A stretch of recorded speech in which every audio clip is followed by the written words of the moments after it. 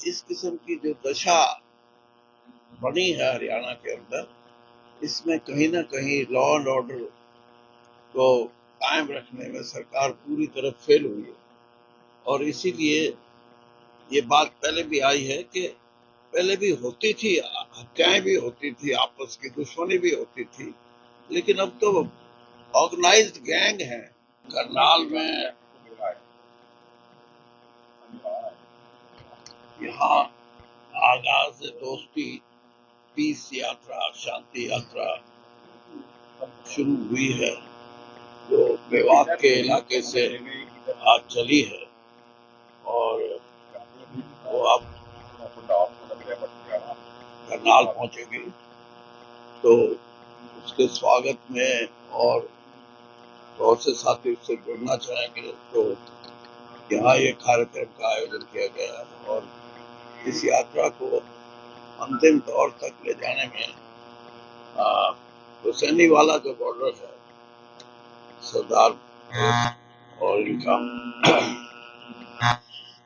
सामाजिक संस्थाएं हैं जो खास तौर पे पाकिस्तान से हमारे जो संबंध हैं, पाकिस्तान के लोग और हमारे भारत के लोग भी, वो तो आपस में एक ऐसा माहौल चाहते हैं जिससे कि हमारा जो रहने सहने का ढंग है, तरीका है, भाषा है, सब वो दोस्ती की तरफ हो और सबके मन में भी है दोनों तरफ से। लेकिन सरकारों का जो रवैया है उससे लोगों का जो मत है या लोगों नहीं चलती।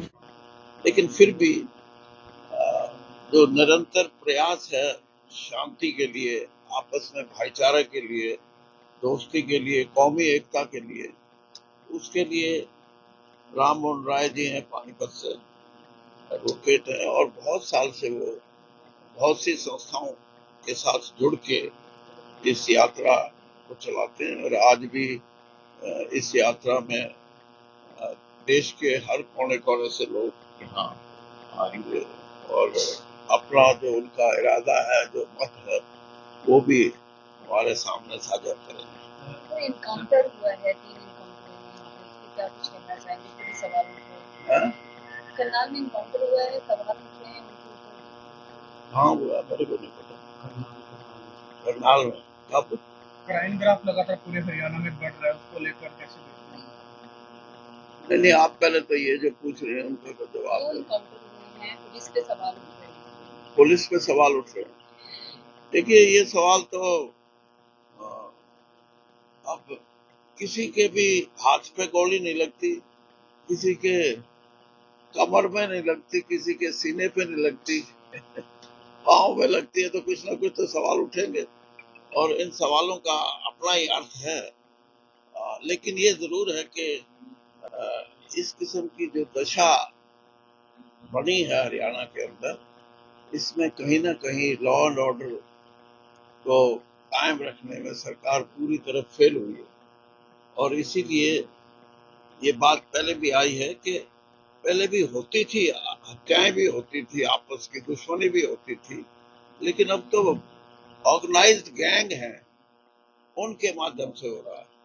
और आपने देखा होगा पंजाब में तो ये बात खुल के आई है सामने कि अब गैंग की परिभाषा भी बदल गई। जो गाना बजाने वाले और गाना गाने वाले और दूसरे ड्रग्स के, इनका एक ऐसा मेल हुआ कि क्राइम की अलग परिभाषा बना दी। बात अगर की जाए तो हरियाणा में प्रभारी मिले हैं कांग्रेस पार्टी को नए, इस तरह देखते हैं क्योंकि पहले भी कई प्रभारी आई पार्टी के कई नेताओं ने नाराजगी जताई, चुनाव भी हारे, किस तरह का काम कर रहे हैं, हालांकि अभी शुरुआत ही है। देखिए, मेरा तो सारा जीवन राजनीति में रहा है और पिछले प्रभारियों से ये अच्छे हैं, बेटर हैं, मैं तो ये कहूँगा।